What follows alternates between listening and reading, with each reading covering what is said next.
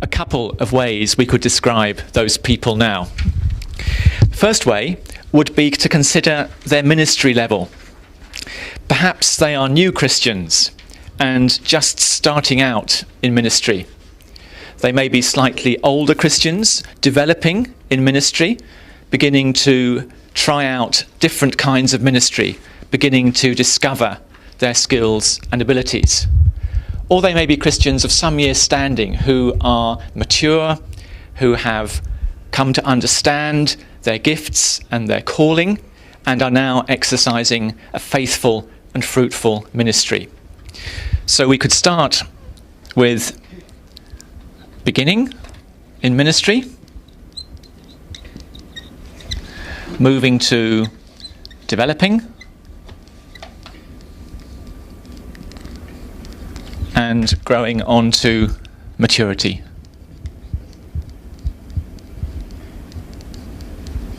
And that is ministry level.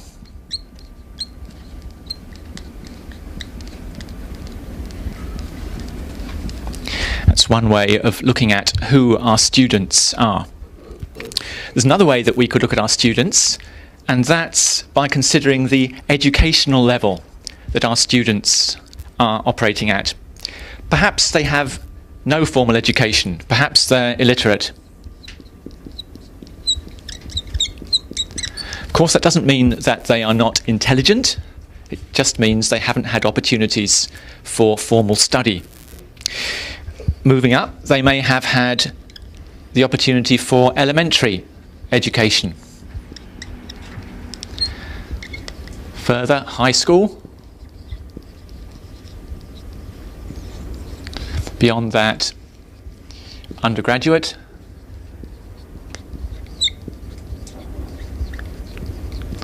And then on to postgraduate.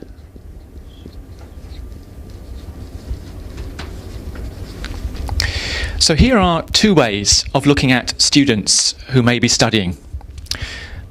Developing in ministry and developing educationally. And we can combine those two ways of looking at our students to form a very simple grid. Of course, there are other ways of looking at our students, but just by looking at these two, we can use this as a useful tool in a number of different ways.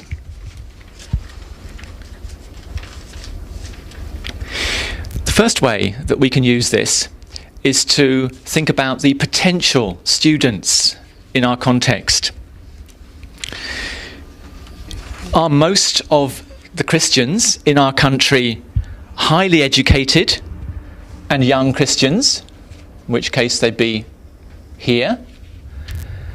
Are most of the Christians in our country at a lower level of education, in which case they'd be down here? Do we have Christians in our country who are mature Christians, but at a very low educational level? In that case, they'd be here, mature Christians, but at a lower educational level. So, using this simple grid, we can make a map of where the potential students are. And if we think about those who are actually studying in our programs, we can see where they are. Perhaps the people studying in our programs are developing in ministry and at high school level. So they might be here, but there may be a lot of Christians here, but they're not studying in our program. There may be other Christians who are here,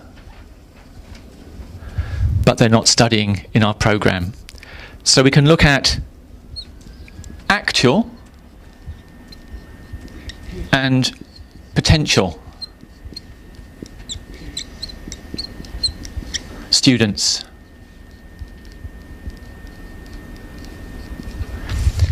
And comparing people who might want to study with people who actually are studying, we may decide that here's a group of people that we could reach out to and develop courses or a program for.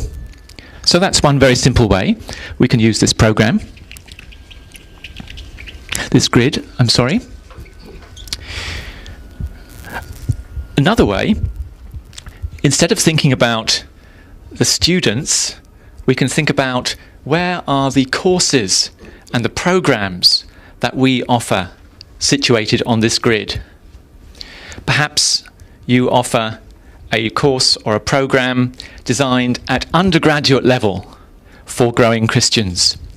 Well, in that case, it's at undergraduate level up here. Those developing a ministry, in which case it's here. So your program might be there, but you might have seen already that there are very many Christians who are in this area that you're not providing courses for. And in this way, again, you can see where are our students, where are our courses. Of course, courses and students will be related. And where are the people who may be able to study.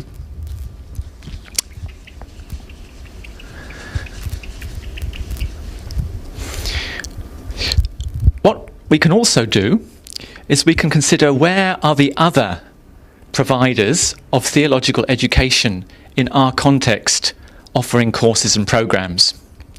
Perhaps we are offering a program here, developing Christians at undergraduate level, but there are very good other programs up here, in this area, and we can partner with them. We can seek them out, we can talk to them and say, look, our programs fit very well together. Perhaps there are possibilities for more formal partnership.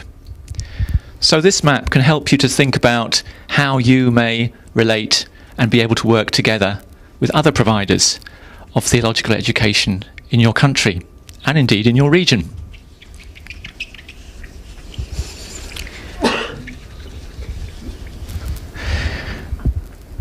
But what I'd like to do now is to use this simple grid just to think a little bit about how the programs in this room relate to one another and where they might fit together.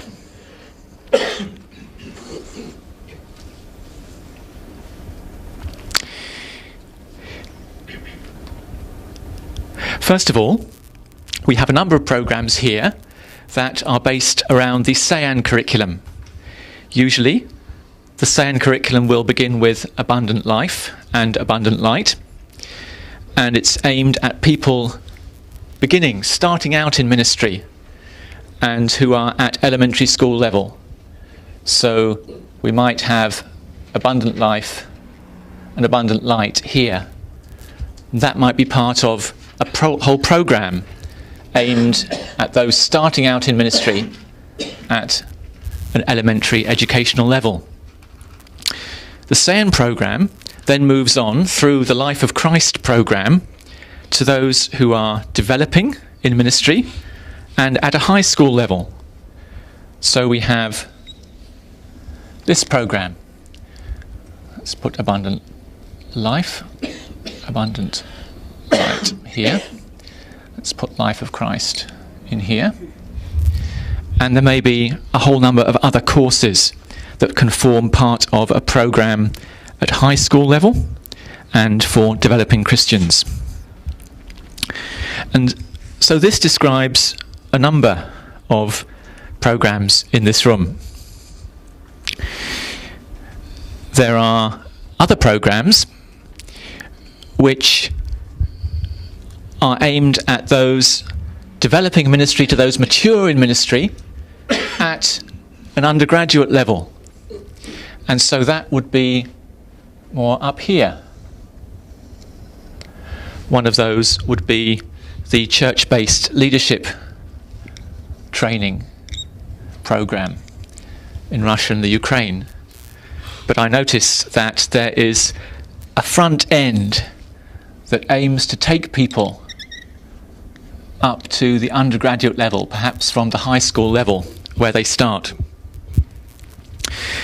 Let's think about those programs, some of them which are at different levels, different educational levels represented here. One of the interesting ones is the OTS in Pakistan, which has programs it has a certificate in theology, a diploma in theology, and a degree in theology. But the certificate in theology is located for those developing in ministry, and it's at upper high school level. So I'll put OTS certificate in here. The diploma in theology is at the top. It's in between high school and undergraduate. So it's not university education, but it's not high school education. High school education in Pakistan finishes after 10 years. And then there are another 2 years at college level before you go on to university. So in Pakistan, there's another stage in here. And the diploma level fits at that educational level. And then, of course, the degree in theology, the bachelor's in theology, is at undergraduate level, and for those developing towards maturity in mission.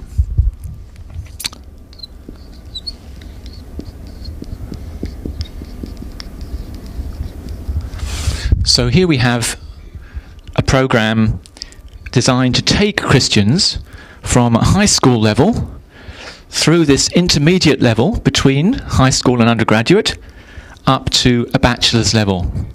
3 different courses at different educational levels, which combined form the bachelor's in theology. In other words, it's a stepwise program. We can contrast this with the Tafti bachelor's program, which for all its credits is at undergraduate level and designed for those mature Christians.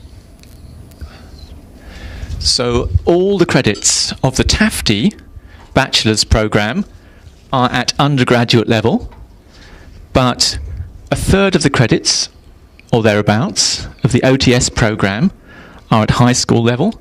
A third of the credits, or thereabouts, are at this intermediate level diploma, and the final credits are then at the undergraduate level to form the complete bachelor's in theology degree.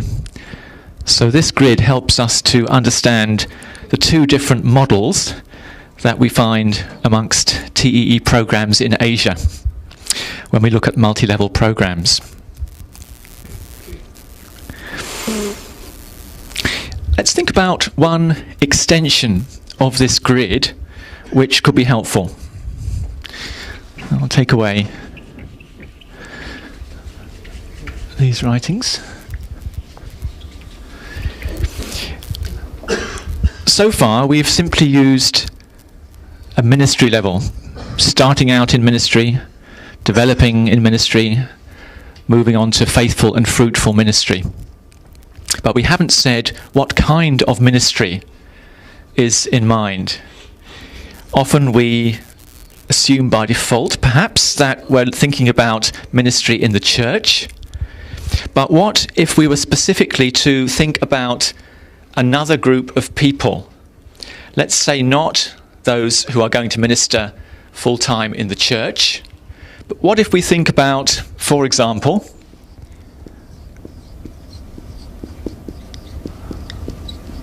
housewives and homemakers? What kind of ministry would they exercise? Well, it would be a ministry in the family, it will be a ministry of hospitality, it will be a ministry of child raising, of being faithful in community service, all of the ministries that go to make up the role of housewife and homemaker in your culture. New Christians might be just at the beginning of exploring what that ministry meant, but we want them to develop into maturity. We wouldn't want them necessarily to reach undergraduate level. That wouldn't be appropriate. We might encourage them to end up at high school level, and they might have very poor education to start with. But we would want then to develop a program for this group that might help them to move into more faithful, more fruitful ministry, that allowed them to explore, develop, and exercise the gifts and calling that God gives to them in their situation. And this grid allows us to imagine a program for a group like that. Or what about another group? Let's think of teenagers.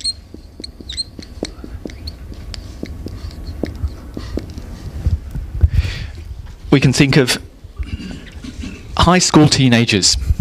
Here they are. This is their educational level, but they're just starting out in beginning to understand what their own ministry might be. So they might start here,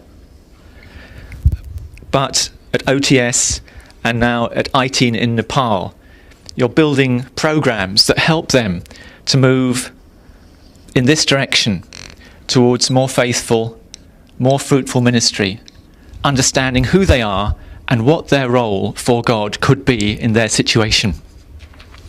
So, as we focus on different kinds of students, as we focus on different kinds of ministry, we're able to use a grid like this to imagine the way that TEE can provide training that equips, empowers, encourages Christians into all kinds of ministry. One of the very exciting things about the program in TEE Korea is the way that this program focuses on church members with ministries in society and is creating a program for them to develop. So our prayer is that through this curriculum consultation, you will be inspired and encouraged to see what groups your program can reach more effectively to help them grow, develop, and come to mature and faithful ministry. Thank you.